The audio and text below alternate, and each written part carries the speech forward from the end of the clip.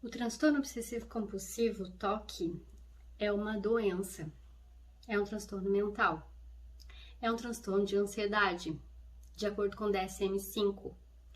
Então, não necessariamente todas as pessoas que sofrem de transtorno de ansiedade, principalmente o transtorno de ansiedade generalizada, o TAG, sofrerão de TOC, transtorno obsessivo compulsivo.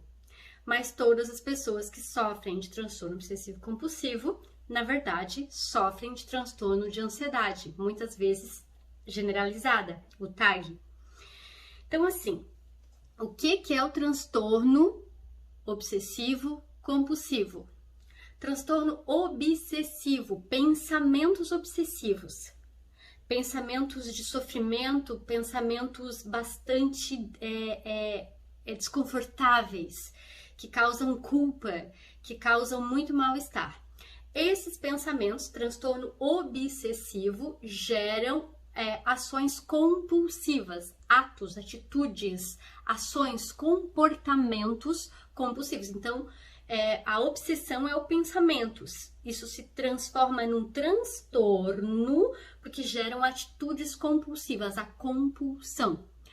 Normalmente a pessoa que sofre de TOC, o transtorno obsessivo compulsivo, são pessoas que tendem a compulsões de limpeza, de organização, de manter o controle.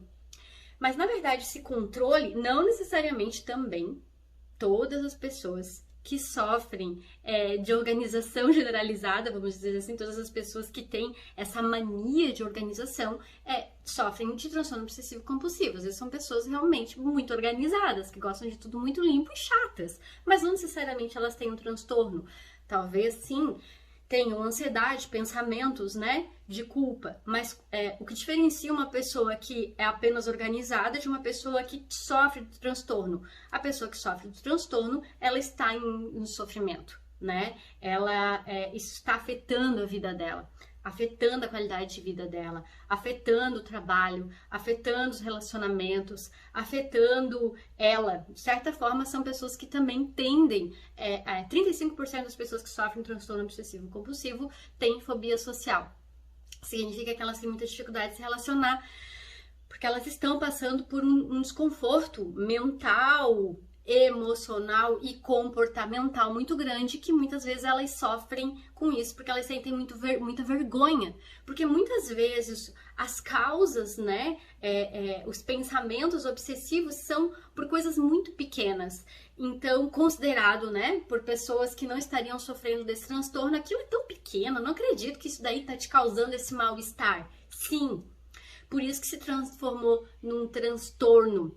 Então, transtorno obsessivo compulsivo, obsessivo, pensamentos obsessivos, compulsivo, ações compulsivas, para que esses rituais gerem um bem-estar. Então, a pessoa começa a pensar coisas bastante desconfortáveis e ela tende a ter atitudes de limpeza, de organização, de faxina, e aquilo é doentio, porque aquilo gera um alívio. Só que esse alívio gerado pela atitude compulsiva geram mais pensamentos obsessivos. Então, mais pensamentos ruins vão gerar mais atitudes compulsivas também ruins. Isso vira um círculo vicioso e daí que decorre o transtorno. Então, uma pessoa com uma ansiedade, ela tá sempre pensando no futuro, ela não consegue ter calma, ela não consegue ficar apaziguada, ela não consegue ficar centrada, ela não consegue ouvir o seu coração, ela fica o tempo inteiro sendo dominada por pensamentos obsessivos e aí rituais, comportamentos obsessivos, compulsivos, pensamentos obsessivos, comportamentos compulsivos. Então, assim, como é que lida com um transtorno desses, né? Muito sério, tá? Isso não é brincadeira, é um transtorno, é uma doença, né? Tem uma causa ali, essa causa às vezes decorre de infância, N situações, às vezes eventos que essa pessoa passou na vida dela, N situações de proteção, essa pessoa teve que ser muito forte, talvez, ao longo da vida dela, e aquilo vai gerando pensamentos obsessivos, de culpa, enfim, né? E esses comportamentos compulsivos. Então, como trata uma doença como essa? É uma doença séria e aí tem 3 formas de tratamento, tá? Ela, de acordo com o DSM-5, ela não tem cura. Porque é pensamento, gente, é mental, a pessoa precisa aprender a domar os próprios pensamentos. Então tem 3 formas, eu vou acrescentar uma quarta, tá? De acordo com o DSM-5 tem 3, eu vou acrescentar uma quarta. Então, as 3 formas de acordo com o DSM. Primeiro, é um tratamento, claro, psicoterapêutico. Essa pessoa precisa de ajuda psicológica, ela precisa de um acompanhamento psicológico, ela precisa de ferramentas mentais, emocionais, ela precisa aprender a domar as emoções dela, ela precisa desenvolver uma educação emocional. E sentimento, né, emoção, movere do latim, mover a uma ação, decorre de pensamentos. Então, ela precisa aprender a dominar os seus próprios pensamentos.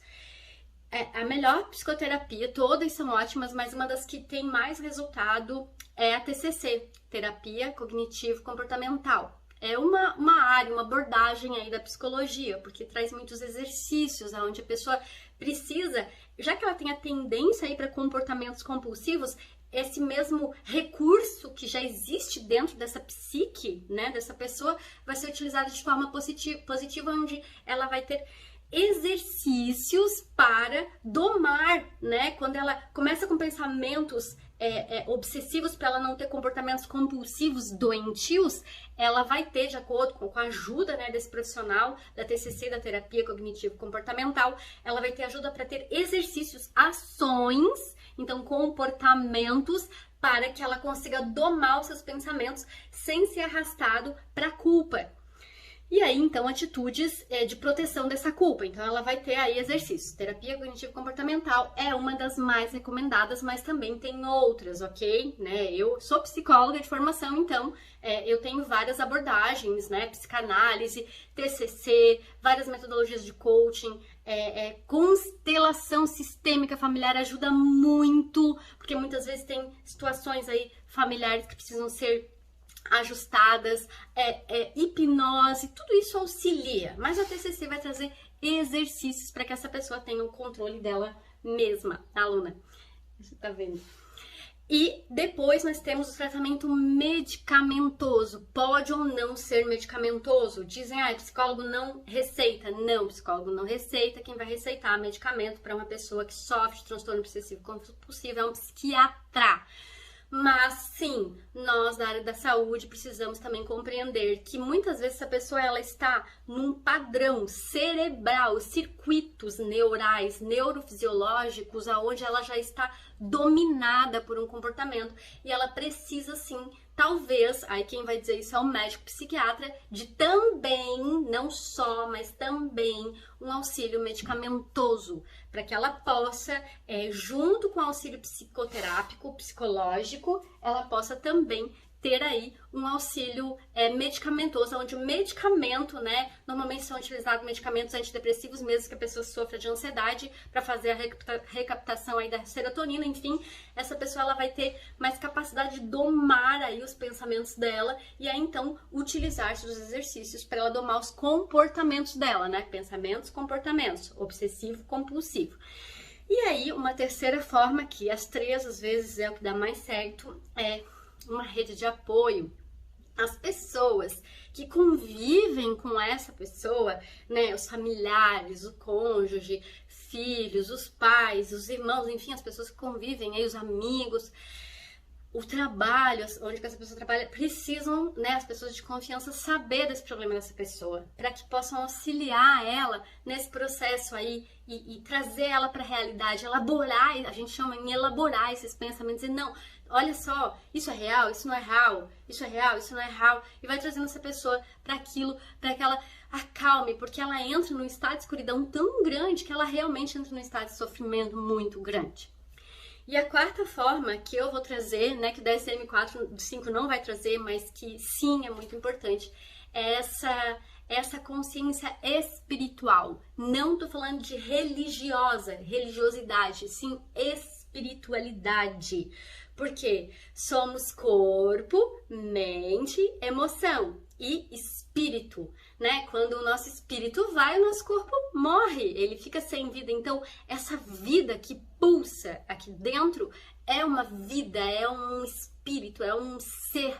E quanto mais nós nos conectamos com o nosso ser, com aquilo que somos em verdade, com a nossa consciência superior, com aquilo que realmente pulsa aqui dentro, mais vamos nos dando conta que somos isso, que somos essa grande verdade, esse amor que pulsa aqui dentro. E aí, então, essa verdade, e eu não sou só os limites do meu corpo, eu sou também essa presença, essa frequência que vibra aqui. Quanto mais eu vou tomando posse daquilo que eu sou e que não é o meu corpo, e que não é a minha mente, que não é os meus pensamentos, e que também não é os meus sentimentos, e que não é os meus comportamentos, e quanto mais eu vou me diferenciando do meu corpo, dos meus pensamentos, dos meus sentimentos, tomando posse de que eu sou uma consciência, uma presença, inclusive não local, porque eu posso estar pensando agora lá na praia, então eu tô lá e não aqui, por exemplo, mas eu vou dando menos poder para esses pensamentos.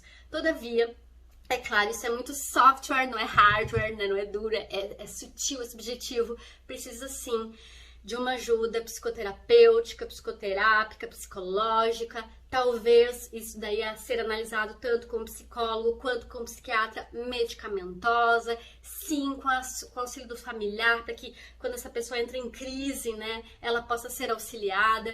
E aí sim, talvez uma busca aí dessa conexão com a verdade, com a espiritualidade, não necessariamente com a religiosidade, sim com a espiritualidade, para que então essa pessoa possa unir aí, né, corpo dominado, comportamentos dominados, pensamentos apaziguados, trazidos à realidade, então apazigua as emoções que geram a ação comportamental, e aí essa conexão com a consciência, com a verdade, né? Com aquilo que realmente vai fazer com que o poder dessa pessoa esteja na posse dela e ela não seja mais arrolada aí para comportamentos compulsivos devido a pensamentos obsessivos. Então esse foi um vídeo, eu procurei ser rápida, falar bastante rápido aí para poder trazer aí o que é o toque, né? Como é o tratamento do toque e que sim, é importante que essa pessoa seja auxiliada, mas acima de tudo, né? Uma dica final, assim, e é muito desafiador porque é um treino, não existe o de repente, é essa pessoa aprender a silenciar e ouvir o coração, né, a meditação, mas tudo isso é a terapia, o toque, é o obsessivo, né, é o transtorno obsessivo compulsivo, a TCC pode auxiliar essa pessoa, né, o processo todo de tratamento. E para fechar, com relação ao toque, o transtorno obsessivo compulsivo, tá? Muitas vezes a pessoa acha que ela sozinha vai conseguir. Ela precisa de ajuda. E é um processo, porque o toque, o transtorno obsessivo compulsivo, não deixa de ser também uma espécie de um vício. Imagina que é um vício de bebida, ou sabemos como é difícil vencer um vício. Uma pessoa com toque, ela tá em sofrimento e a nossa cabeça, a nossa casa, né, mental aqui, o nosso cérebro é como uma cidade dentro, gente. Tem ruas, tem estradas, tem caminhos, tem... E isso é físico mesmo. O cérebro, né, aquelas voltinhas todas do cérebro promovem estradas e circuitos neurais viram estradas sedimentadas. Então, essa pessoa não vai conseguir pegar uma pá lá, né? Ela precisa de maquinários. Ela precisa, às vezes, implodir um prédio para botar um novo no lugar. Ela sozinha não vai conseguir com as próprias mãos. Não consigo lá fazer consigo lá e furar com a mão, mas uma pá é mais fácil. Às vezes eu não preciso nem de uma pá, preciso de ajuda. Não precisa mexer aqui, vou mexer ali. E isso é o auxílio psicoterapêutico. Talvez medicamentoso, como eu falei, talvez a rede de apoio, talvez espiritual, né, que seria não religioso, né, não necessariamente, uma coisa não tem nada a ver com a outra, mas não necessariamente, a religião é o religar, se a verdade que somos, enquanto filhos do Criador, uma gota do divino.